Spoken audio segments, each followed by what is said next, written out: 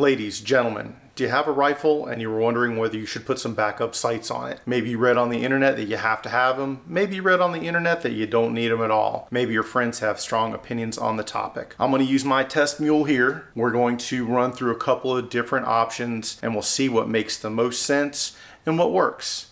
Stick around.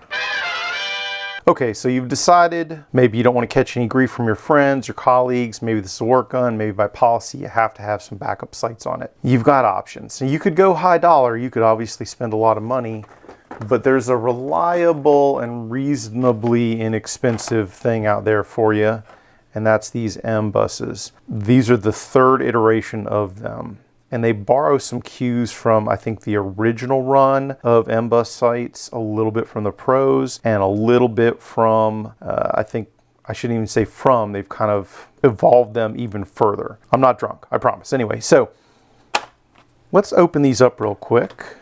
Oh, CJRB Crag. I don't know if you guys have seen that video that I did. Decent knife, not expensive. I know I'm on the budget kick a lot lately, guys. I promise one of these days I'll get some high dollar stuff and try it out, but I know everybody in there probably working for a living. Front, rear, you can get these for under 100 or right at 100 for a set, guys. So from that perspective alone, that's pretty cool. Try not to cut myself terribly on camera. That would be unfortunate. Also, even if you're not on a budget, but you're trying to watch weight items, this might be a viable alternative. Let me go find the scale of doom. I'll fast forward. So these together, 2 ounces. Pretty legit. The pros, these are the actual Magpul Pro. And they're nice, don't get me wrong. 3.5 ounces. Now, for most of you guys, not a big deal. I mean, there's push-ups, you can work your way up to 5, right? But if you're trying to make the ultimate lightweight build and you still want to have iron sights or backup iron sights, those might be your jam. Let me turn this off, get it out of the way. So you're saving a good 1.4 ounces right off the jump, switching from metal ones to polymer ones. So I'm not gonna probably put it on video, but obviously these are gonna end up on said gun in the spots they're supposed to be in. So we'll have a montage and then we'll be back.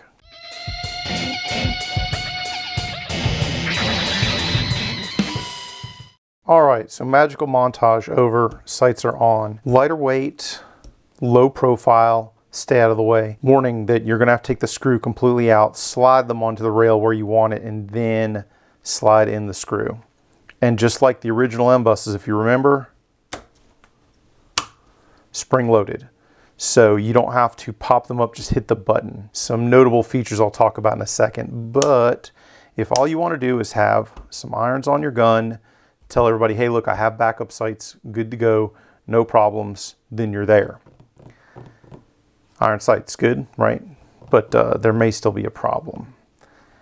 I realize it's a very durable optic, a very reliable optic. Probably puts up with a lot of abuse. But what if it really does go down? Sometimes stuff happens, we all know this. So it goes down, and then I use my iron sights. Are they on? I don't know. I don't know. Maybe they're close, maybe they're far away. But if I just leave them here and I don't check, I have no way of knowing. Now, ideally, I'd go to the range and I'd zero them independently. But what if Mr. Lazy starts to kick in, starts talking to you in your little brain and goes, hey, I don't want you to go to the range. Maybe you don't have any time, don't have any money, don't have any ammo. But this is already zeroed, and I know you zeroed this because you're not a schlub. You definitely have a hard and good fast zero on your optic. There's a little trick we can do, and I'm going to change the camera perspective so hopefully you can see what I'm talking about. Stand by for that one. All right, ladies and gentlemen, I have taken painstaking effort to try and line all this up to the best of my ability, but we see the dot through the optic, and it's probably a little skewed based on the camera perspective, but nevertheless, we're looking right through it. If I want to get a rough zero on these irons, and when I say rough, guys, I mean rough, I'm gonna put up the irons. Oh, come on there. And then I'm going to attempt to line them up with that dot. Now I may come out of the camera and come back in on occasion, but I'm going to try and slave these irons, front and rear, to the center of that dot to the absolute best of my ability. And it's a little bit science, and probably we start to veer off into guesswork, but let me just pause this, or you'll see my fat head get in here some, and then we'll play with it some more. So right away, when looking through it, I can tell that the dot is to the right of the sighting system. So I'm going to have to do some monkey math in my head to figure out which way, but first I'm gonna move this a bunch of turns. I think I'm going the wrong way, actually. No, that was correct. Okay, so I think I'm close on windage, which is moving this one side to side. Okay, I'm pretty happy with that, but now the other problem is the front sight is higher than the dot. I need to make it go down some, so I'm gonna have to screw that in. Okay guys, I don't know if you can tell, but I'm pretty darn close. If you absolutely can't get to the range to zero your irons, for whatever reason, I'm not judging, I'm just saying, like if this is your, I don't know, apocalyptic, I can't make any noise, but I'm putting some irons on here just in case, and I'm trying to get them close, this is probably your jam. Get it as close to the dot as you can. Now obviously, your best bet is to go to the range after this and zero them properly. And heck, even if you were gonna go to the range and zero it properly, this is a good way to get close so that you don't have to come from like West Memphis all the way down to like Kentucky to try and figure out where the heck these irons are in relation to where your gun's hitting. I'm gonna take this to the range. I'm gonna shoot it just like it is, and we're gonna see how far off this is at 50 yards. Maybe it's a lot, maybe it's a little, but we're gonna take a look. We'll see what that result is, and then obviously I'll find zero them there. But I'm kind of curious myself, so stay tuned. All right, ladies and gentlemen, I just got back from the range. Quick check of various things just to see what was what. The first thing, I got the zero confirm of the red dot. That is an aim point. I wasn't expecting it to go anywhere. I'll post a picture of it so you can see it. A reasonable check of that zero. I'm sure everybody out there can shoot better than me, and you're looking at that going, that's crap, zero, Jay, do better. I'll try better next time. But I was pretty happy with that zero confirm.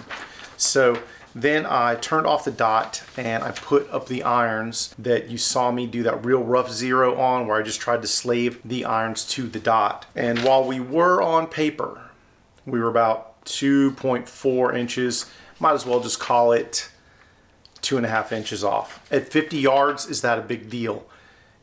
The answer, as always, is it depends. There's a few factors.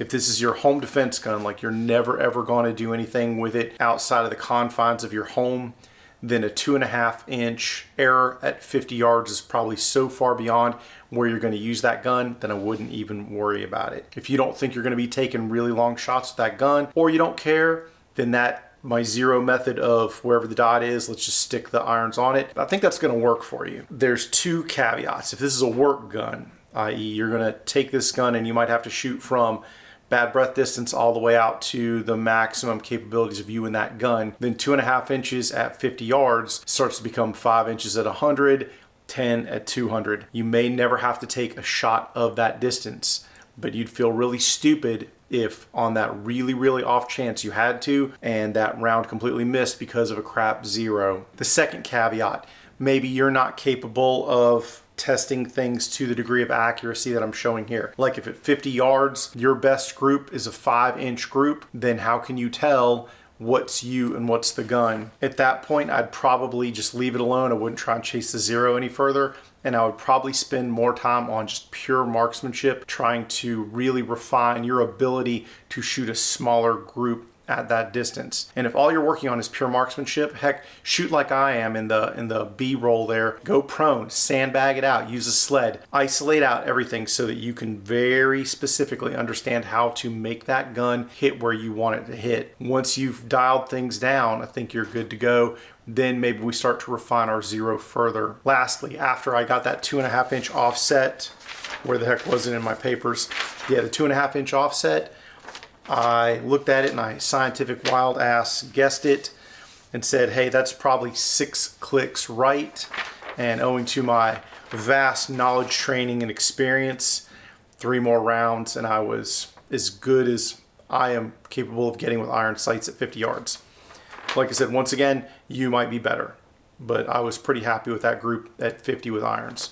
So once again, I'll post all those photos as I'm talking. Do I think I'm gonna have to use iron sights on this gun?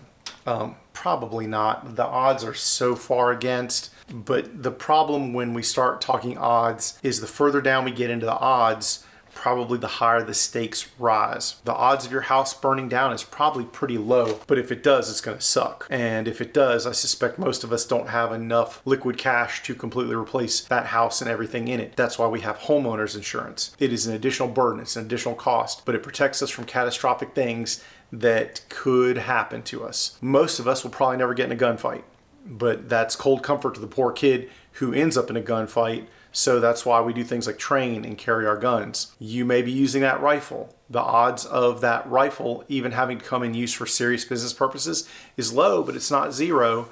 The odds of that red dot failing also, once again, pretty darn low, but not zero. I'm not going to prepare for the best day because the best day is sunshine, roses, puppies, kittens, huge paychecks, winning the lottery. It's the best day yet. I don't have to prepare for that. What I do have to prepare for is when it's the opposite, when everything is going against me. I need everything to work, hopefully the way I have planned for it to, so that I can prevail or at least survive. And so from that perspective, for me, iron sights are not optional, and giving them a good zero check, also not optional. Now, I've given you 4 different options when it comes to iron sights. Like you could go from I don't care all the way to those irons have to be zeroed perfectly and I have to check them every 90 days to make sure that everything on that rifle is 100% perfect. And if that's the case, then my methodology here at the end is probably more your jam. Lastly, let me speak to these MBUS sights. I was a little skeptical of them when I first got a hold of them. I like the, I think it's the, struggling for words, Magpul Pro MBUSs, the metal ones. I like those. They're nice and low profile. They're not too heavy, not bulky. I didn't love the original set of Magpul MBUSs. They were decent backup sights, no lie. Like if all you wanted them for was 100% backup, and you were never going to have to try and rely on them for anything else, I think they were okay in that regard. The new set of polymer MBUSs, the MBUS 3s, I think really straddle that gap between I want low profile, I don't want a lot of weight, but I still want something that's a little more robust that will put up with adjusting them multiple times, flipping them up, pushing them down, all those things. I like these sights a lot, guys. And the price is right, you know, for both of them put together is right around $100. I'll put a link in the description, and if you use code Graydog, you get 10% off of that. So that makes that price really palatable. If you've been on the fence about putting some backup irons on your gun, maybe now's the time to change your tune. If you have enjoyed this video or it's been at all helpful or entertaining to you and you want to hit that like button, I'd really appreciate it. If you hated this video and you thought I was awful and an idiot and a horrible shooter, then you can certainly tell me all that in the comments. And heck, I appreciate you making it all the way through the video to this point to watch it and see what I did. Guys, take care, stay safe. I'll talk to you soon. Get 'em, Jay.